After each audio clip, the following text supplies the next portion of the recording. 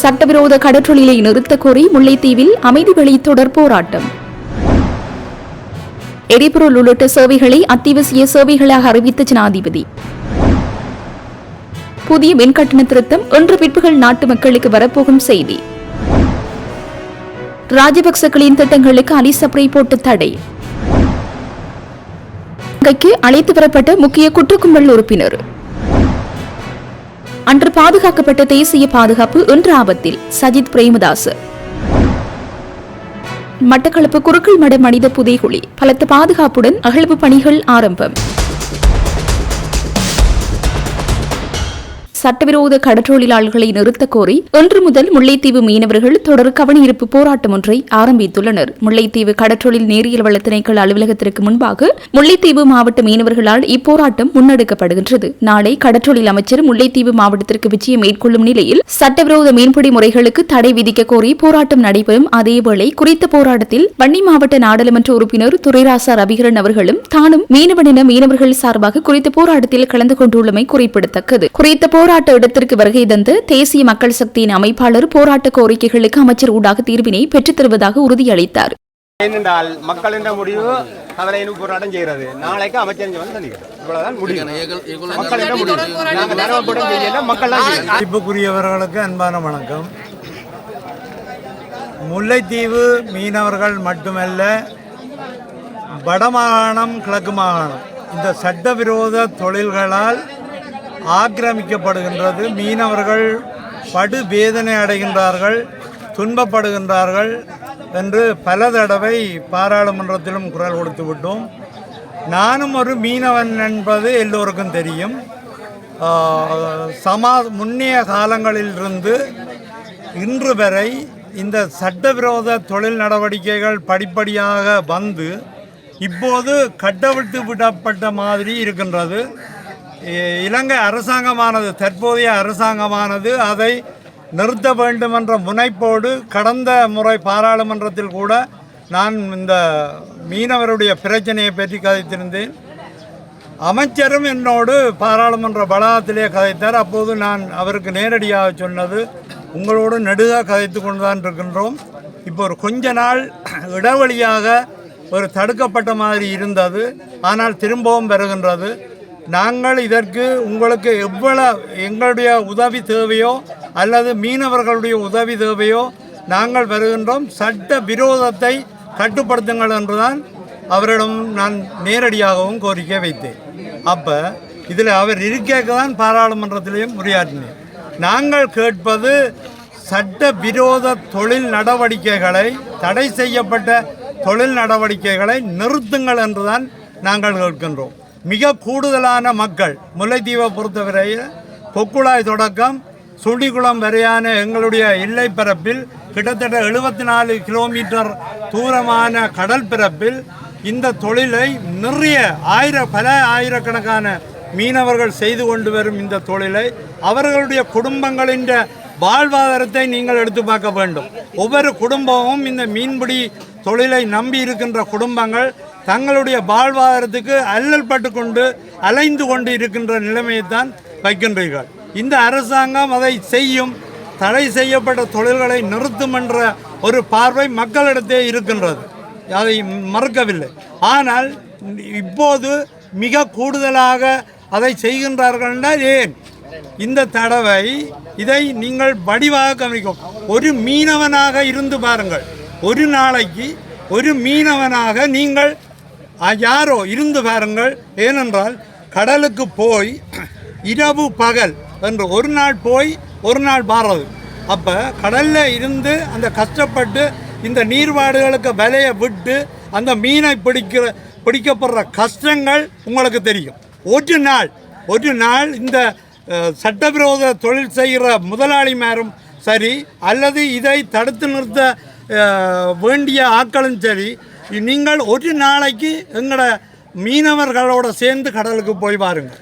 அப்போது இந்த கடலில் மீனவர்கள் படும் கஷ்டங்கள் உங்களுக்கு தெரியும். ஏனென்றால் நான் இதை சொல்லுகிறேன், எனக்கு தெரியும். நான் மீனவன் தான், அதால் சொல்கிறேன்.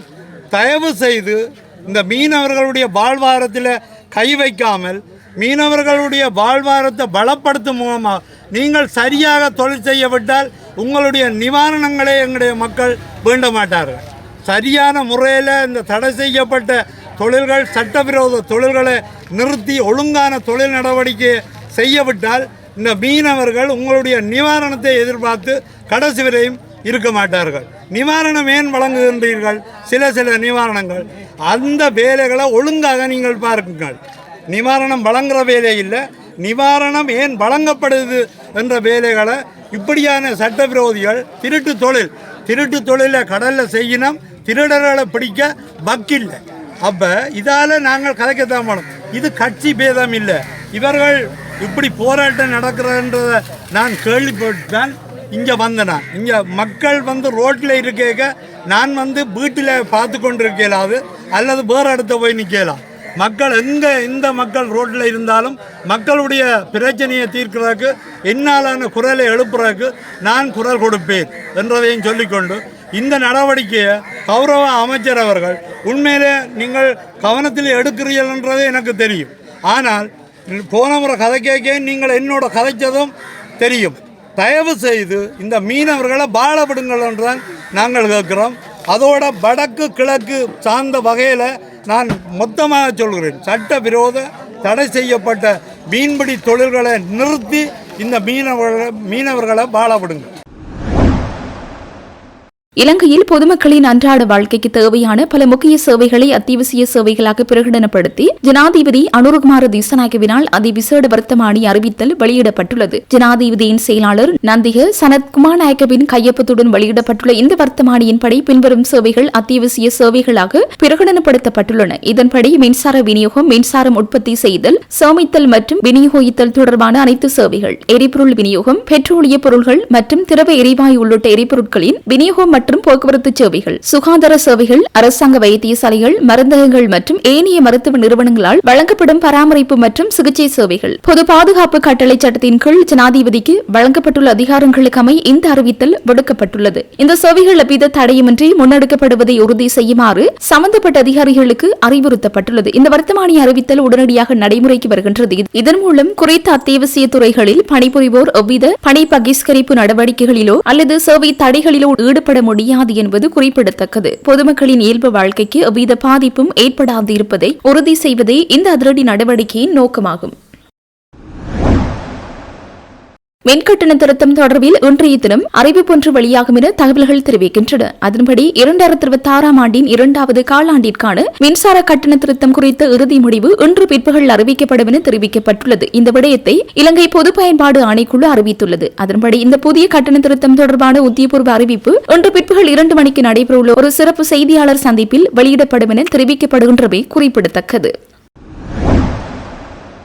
உலகிற்கு பாரிய பாதிப்புகளை ஏற்படுத்தி வரும் மத்திய கிழக்கு யுத்த சூழலுக்கு மத்தியில் நாமல் ராஜபக்ச உள்ளிட்ட எதிர்க்கட்சியினர் முன்னெடுத்து வரும் சந்தர்ப்பவாத அரசியலை புறந்தள்ள முன்னாள் அமைச்சரும் சட்டத்தரணியுமான அலி சப்ரி யதார்த்தமான சில அறிவுரைகளை அரசுக்கு முன்வைத்துள்ளார். ஊடகவியலாளர் சந்திப்பொன்றை நடாத்தியவர் இலங்கைக்கு முன்னால் உள்ள சவால்களை முறியடிக்க பல பிரபலமற்ற தீர்மானங்களை உடனடியாக எடுக்க வேண்டியுள்ளதாக குறிப்பிட்டுள்ளார். அதில் அவர் மேலும் குறிப்பிட்டுள்ளதாவது: வாகன இறக்குமதியை முழுமையாக நிறுத்துதல், ஆடம்பர பொருட்களின் இறக்குமதியை கட்டுப்படுத்தல், அதன் மூலம் எரிசக்தி பாவனையை குறைப்பதோடு வெளிநாட்டு செலாவணியை பாதுகாத்தல் என்பன அவசர தேவைகள் என அவர் சுட்டிக்காட்டியுள்ளார். மேலும் எவ்வளவு கடினமான சூழ்நிலைகள் நிலவினாலும் அவற்றை சகித்துக் கொண்டு வாரத்தின் 5 நாட்களும் அரசு சேவையை தடையின்றி முன்னெடுத்துச் செல்ல வேண்டும் என்றும் ஒட்டுமொத்தமாக அரசு மற்றும் தனியார் துறைகளின் பொருளாதார செயல்பாடுகளை உயர்ந்தபட்ச செயற்பாட்டில் பேண வேண்டும் என்றும் அவர் வலியுறுத்தியுள்ளார். கோட்டபய ராஜபக்சவின் சட்டத்திறனியாக பணியாற்றியதுடன் அந்த அரசாங்கத்தில் நீதி, வெளிவிகார மற்றும் பொருளாதார அபிவிருத்தி அமைச்சராகவும் செயற்பட்ட அலி சப்ரி முன்வைத்துள்ள இந்த யதார்த்தமான கருத்துக்கள் குறித்து பல விமர்சகர்கள் தமது பாராட்டுகளை தெரிவித்து வருகின்றனர்.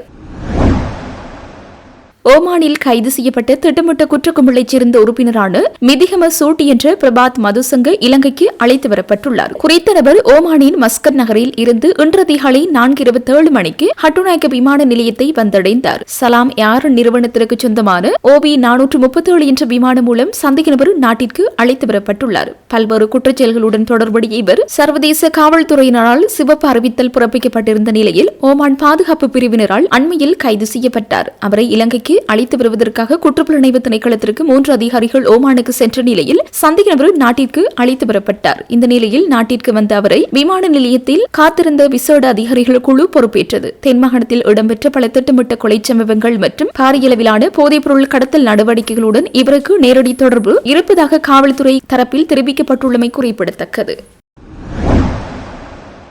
மட்டக்களப்பு மாவட்டம் களுவாஞ்சிக்குடி போலீஸ் பிரிவுக்குட்பட்ட குறுக்கல் மடம் பகுதியில் சந்தேகத்திற்கிடமான மனித புதைக்குழி காணப்படுவதாக கருதப்படும் இடத்தில் 36 ஆண்டுகளுக்கு பின்னர் நீதிமன்ற உத்தரவிற்கு அமைய இன்று அகழ்வு பணிகள் உத்தியபூர்வமாக ஆரம்பிக்கப்பட்டன. 1990 ஆண்டு ஜூலை மாதம் 12ஆம் தேதி புனித ஹஜ் கடமையை நிறைவேற்றிவிட்டு கல்முனை வழியாக காத்தான்குடியை நோக்கி வந்து கொண்டிருந்த போது குறுக்கல் மடத்தில் வைத்து விடுதலை புலிகளால் கடத்திச் செல்லப்பட்டு படுகொலை செய்து புதைக்கப்பட்டதாக அடையாளம் காணப்பட்டுள்ள பகுதியில் தோண்டுமாறு களுவாஞ்சிக்குடி நீதவான் நீதிமன்ற உத்தரவின் பேரில் நீதிபதியின் மேற்பார்வையில் ஆரம்பிக்கப்பட்டது. மேற்குறித்த பகுதியில் சட்டத்திறனிகள், துறைசார் அதிகாரிகள், ஊடகவியலாளர்கள், காணாமல் ஆக்கப்பட்டோர் உறவினர்கள் என பலரும் கலந்து கொண்டுள்ளனர். இப்பகுதி பூராகவும் தற்போது போலீஸ் பாதுகாப்பு பலப்படுத்தப்பட்டுள்ளமை குறிப்பிடத்தக்கது.